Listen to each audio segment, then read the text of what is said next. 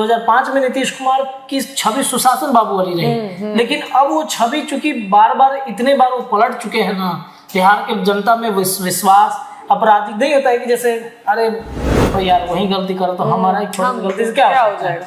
वही स्थितियां बिहार में भी हो चुका है। हालांकि ये एक उदाहरण मात्र था, इसे आप बहुत ज्यादा मतलब बिहार के पॉलिटिक्स में मत ले लीजिएगा। नीतीश कुमार अभी भी विधि व्यवस्था अपने हाथ में, बदमाशों को दौड़ा दौड़ा के पीट रहे हैं और यहाँ अपराधी दौड़ा रहे हैं। तो बेशक कल भी हमने चर्चा किया था रात रात में कि भाई एकदम समीक्षा का जरूरी है, समीक्षात्मक व्यवस्था होने वाला है। राजनाथ सिंह के एवज में आज देखेंगे आपकी बड़े दिग्गज नेताओं का जमावड़ा, उच्चस्तरीय बैठक होने वाला है। उच्चस्तरीय बैठक, ये एक तरीके से समीक्षा बैठक है। बिल्कुल। आने वाले विधानसभा चुनाव में भी पैटर्न कैसे हम तय करेंगे बिहार में, ताकि पनोरमा ग्रुप जो सोचता है वो करता है। नमस्कार, भारत लाइव देख रहे हैं आप। देखिए, कल पूरे दिन में जो घटना घटी, काफी विशेष घटना कल पूरे दिन में घटी, काफी सारी घटना, लेकिन रातों रात में हम उस घटने के बारे में चर्चा करते हैं जो काफी अहम रही, जो काफी बिहार में जो है, जिसका बिहार में बहुत सारा ऐसा घटना हो रहा है जिस बारे में आपने भी देखा। कल हम लोग दिन भर खबर कर रहे थे और कई सारी खबरें हमारे आंखों के सामने आती है और कई सारी ऐसी खबरें होती है जो छूट जाती है। हम पब्लिक ओपिनियन भी किए थे, उसमें जनता ने भी बताया और कई ऐसी खबरें होती हैं जो छूटती हैं। वो खबरें हम दर्शकों तक लाते हैं और उस पर चर्चा विश्लेषण करते हैं।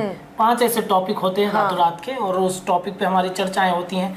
देखिए, पहली चर्चा मुझे लगता है कि आप आपराधिक घटनाओं पर मुकेश सहनी के साथ जो जी देखिए, मुकेश सहनी के परिवार में अभी का जो समय है, बेहद दुखद घटना उनके परिवार में घटी है। उनके पिता की हत्या कर दी जाती है। कल हम पब्लिक ओपिनियन कर रहे थे, खुशी तो आप सामने थी, हम इसी टॉपिक पे लोगों से बातचीत कर रहे थे, पूछ रहे थे कि क्या ये मतलब बिहार में अपराध और आपराधिक घटनाएं बढ़ती चली जा रही है, क्या लॉ एंड ऑर्डर जैसी स्थितियां नहीं है क्या? तो लोगों ने भी कहा कि नहीं, देखिए नीतीश कुमार 2005 वाले नीतीश कुमार नहीं है। 2005 में जब नीतीश कुमार आए थे तब नीतीश कुमार ने लॉ एंड ऑर्डर को कितना मजबूत किया था। 2005 में नीतीश कुमार की छवि सुशासन बाबू वाली रही, लेकिन अब वो छवि चूंकि बार बार इतने बार वो पलट चुके हैं ना, बिहार के जनता में विश्वास अपराधी नहीं होता है कि जैसे अरे मान लीजिए कि बड़े गलती कर ही रहे हैं तो भाई छोटे भी वही गलती करेंगे। जाहिर सी बात है, अगर बड़े व्यक्ति जो होते हैं वो अगर एक मर्यादा में, एक कंट्रोल में रहते हैं, वो बहुत सारी चीज़ें हमें सिखाते हैं, आचरण गुण बताते रहते हैं, तो वही आचरण गुण पे हम छोटे भी लगातार बढ़ते हैं। हाँ। लेकिन अगर देखा जाए कि अगर मान लीजिए घर का कोई मुखिया ही इस तरीके की गलती करे तो कहेंगे अरे छोड़ो यार वही गलती करो तो हमारा एक छोटी सी गलती से क्या हो जाएगा। वही स्थितियाँ बिहार में भी हो चुका है। हालांकि ये एक उदाहरण मात्र था, इसे आप बहुत ज्यादा मतलब बिहार के पॉलिटिक्स में मत ले लीजिएगा। नीतीश कुमार अभी भी विधि व्यवस्था अपने हाथ में रखे हुए हैं, सारी व्यवस्थाएं उनके हाथ में है, कानून व्यवस्था उनके हाथ में है, तो अपराध पे कंट्रोल क्यों नहीं हो रहा है? क्यों नहीं 2005 वाले नीतीश कुमार बन रहे हैं? योगी आदित्यनाथ जब आए थे सीएम के रेस में, सीएम जब बने थे तो नीतीश कुमार के पैटर्न को उन्होंने फॉलो किया था और वो पैटर्न वो आज भी फॉलो करते हैं, जिस वजह से उनकी एक रॉबिन हुड की छवि बनी हुई है। इस रॉबिन हुड में आपने देखा होगा पब्लिक ओपिनियन में कई लोग योगी आदित्यनाथ के बारे में चर्चा कर रहे थे, कह रहे थे कि देखिए योगी जी ने कितना काम किया। यूपी में ऐसा तो यहाँ क्यों नहीं? हाँ, ये बिहार के बदमाशों को दौड़ा के योगी आदित्यनाथ यूपी के बदमाशों को दौड़ा के पीट रहे हैं और यहाँ अपराधी दौड़ा रहे हैं। तो बेशक कल भी हमने चर्चा किया था रात में कि भाई एकदम समीक्षा का जरूरी है, समीक्षात्मक व्यवस्था को, विधि व्यवस्था को बनाना जरूरी है। तो कहीं ना कहीं बिहार में अपराधी बेलगाम हो चुके हैं और इस व्यवस्था को सुधारना नीतीश कुमार के हाथ में है। वो बिहार के मुखिया हैं, वो अगर सुधारेंगे तो बिहार में लॉ एंड ऑर्डर मजबूत होगा, अपराधी डरेंगे। कोई ऐसा कानून, ठोस कानून बनाना चाहिए जिससे वो डरे। कहीं ना कहीं नीतीश कुमार को इस पर बेहद ध्यान देने की जरूरत है। खुशी। अच्छा रत्नेश, ये मुद्दा तो हो गया हमारा। भी भाजपा ने बुलाई आपात बैठक। भाजपा जो है आज अहम बैठक बुलाने आज भाजपा की एक बैठक है। खुशी, देखिए इस बैठक में सम्राट चौधरी रहेंगे, विजय सिन्हा रहेंगे। इस बैठक में तो आना राजनाथ सिंह को था, चूंकि उनकी तबीयत खराब हो गई तो वो इस बैठक में शामिल नहीं हो पाएंगे। लेकिन बिहार में जो लोकसभा 2024 में स्थिति हुआ, 9 सीट बिहार में भाजपा एनडीए गठबंधन अपनी सीटें गंवा दी। कैसे गंवाई, क्यों ऐसा हुआ? केंद्र की सरकार भी हर राज्य में जाकर ये समीक्षा बैठक कर रही है। यूपी में की, यूपी के बाद अलग अलग राज्यों में चल रहा है, बिहार में आज होने वाला है। राजनाथ सिंह के एवज में आज देखेंगे आपकी बड़े दिग्गज नेताओं का जमावड़ा, उच्च स्तरीय बैठक होने वाला है। उच्च स्तरीय बैठक, ये एक तरीके से समीक्षा बैठक है। बिल्कुल। आने वाले विधानसभा चुनाव में भी पैटर्न कैसे हम तय करेंगे बिहार में, ताकि हमारी जो 243 सीट है विधानसभा की उस पर विजयी हो। भाजपा को कैसे मजबूत करना है ताकि नीतीश कुमार या फिर किसी अन्य जो, जैसे हमेशा देखा गया है कि भाजपा नीतीश कुमार के साथ ही हमेशा रहती है, नीतीश कुमार के आगे पीछे दौड़ती है, नीतीश कुमार की वजह से सरकार में आती है। तो भाजपा इस पर भी रणनीति बनाएगी कि नीतीश कुमार को कैसे, चूंकि नीतीश कुमार का क्या है कि मतलब अपने वो समझिए तो एक तरीके से एक रिटायरमेंट के तौर पे जा रहे हैं। इस पर हमने चर्चा भी किया है, रिटायरमेंट के तरफ जा रहे हैं नीतीश कुमार, तो उनके एवज में एक विकल्प होना चाहिए ना। तो भाजपा चाहती है कि हम मजबूत हो जाता है कि हमारा एक सीएम चेहरा हम सामने कर सके।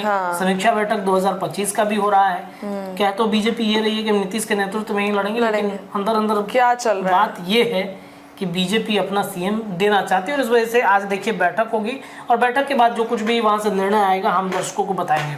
बिल्कुल रत्नेश, जो भी बैठक में फैसले लिए जाएंगे लगातार आप तक पहुंचाएंगे हम। अच्छा, तीसरी जो हमारी तीसरा मुद्दा है वो नीतीश अब टेंशन में नजर आ रहे हैं। कल जदयू की बैठक थी, हमारे रिपोर्टर वहां पहुंचे हुए थे। जी देखिए, नीतीश कुमार टेंशन में इसलिए रहेंगे क्योंकि आज बीजेपी का एक बैठक है। जो पूर्व में मैंने बातें कही कि नीतीश कुमार को ऐसा डर लगता है कि भाजपा कहीं हमें डैमेज ना कर दे। कैसे हमें एक चर्चा काफी दिन से चल रहा है कि बीजेपी एक बैरो खिलाड़ी के रूप में प्रशांत किशोर को उतारना चाहती है। आरसीपी सिंह भी फ्रेम में आ रहे हैं। तो ये सारे लोग अगर आ जाएंगे, 2020 में जो चिराग पासवान ने नीतीश कुमार के साथ कर दिया, कहीं वैसा ही ना कर दिया जाए।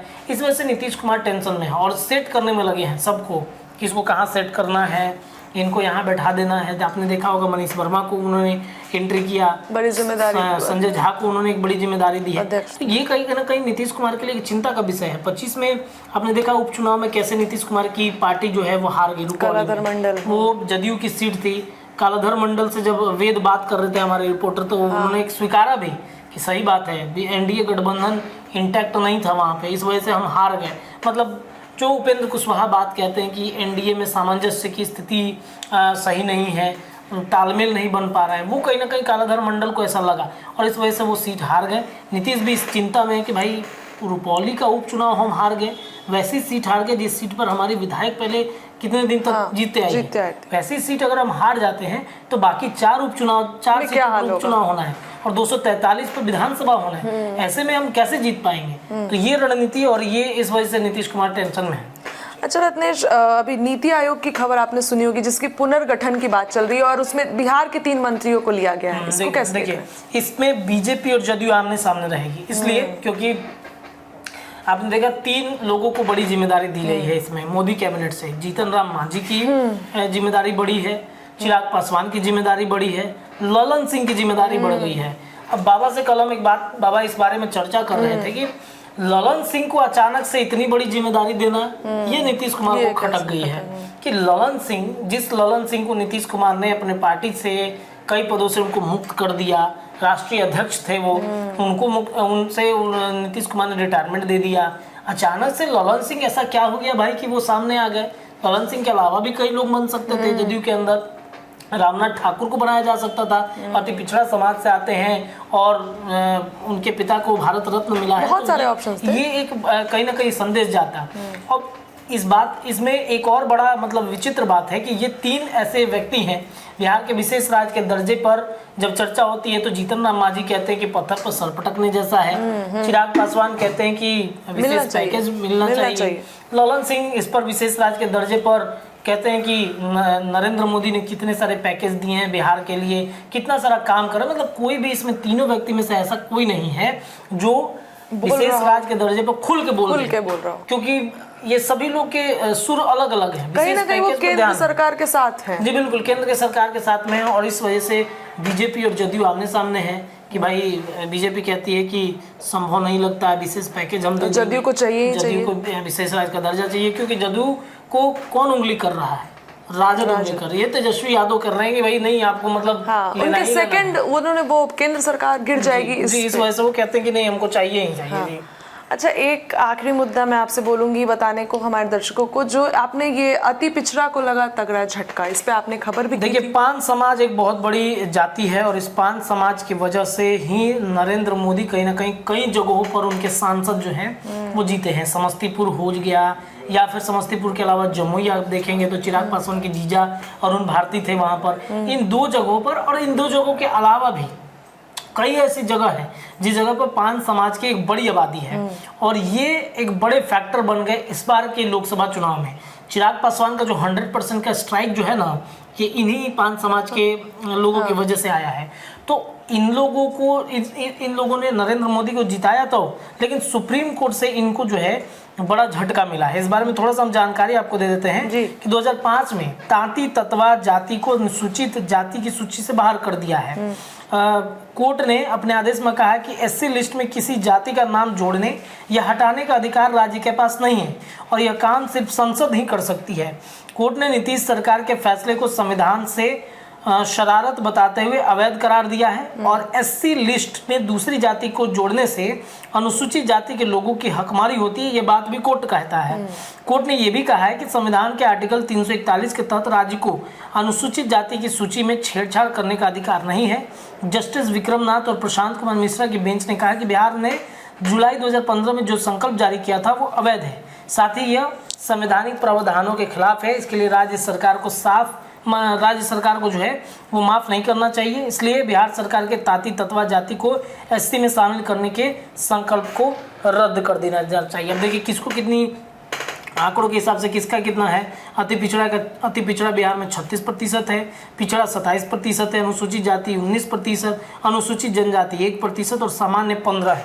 तो ये जो है इनको कहीं ना कहीं अब आरक्षण का लाभ जो है कहीं ना कहीं मुझे लगता है कि अब इस चैप्टर को क्लोज कर दिया है कोर्ट ने। तो ये एक बड़ा झटका कहीं ना कहीं पान समाज, तांती ततवा ये समाज को लगा है। तो इस पर मुझे लगता है कि अगर कुछ बड़ा फैसला नहीं हुआ तो 2025 में थोड़ा बहुत असर जरूर मिलेगा। खुशी जी, चलिए बहुत बहुत धन्यवाद रत्नेश। आज के लिए इतना ही। कल की पूरी खबरें हमने आपको विस्तार से बताई, अब आज की जो भी खबरें होगी ये भी हम आपको विस्तार से बताएंगे। फिलहाल के लिए इतना ही। देखते रहिए भारत लाइव। बहुत बहुत धन्यवाद। पनोरमा ग्रुप, जो सोचता है वो करता है। अगर ये वीडियो पसंद आई और वह बिहार के राजनीति और बिहारियत से सरोकार रखेनी तो सब्सक्राइब बटन दबा के चैनल के सब्सक्राइब कर ली। ओजे एगो घंटी बा, ओकरा बटन दबा देला से कुल सटीक और मारक खबर रुआ मुफ्त में मिल जाई। अगर रुआ पत्रकारिता के हमनी के नया प्रयोग में सहयोग कर चाहतानी तो ज्वाइन बटन दबा दी। पेटीएम नंबर नोट कर ली 9386816700। धन्यवाद।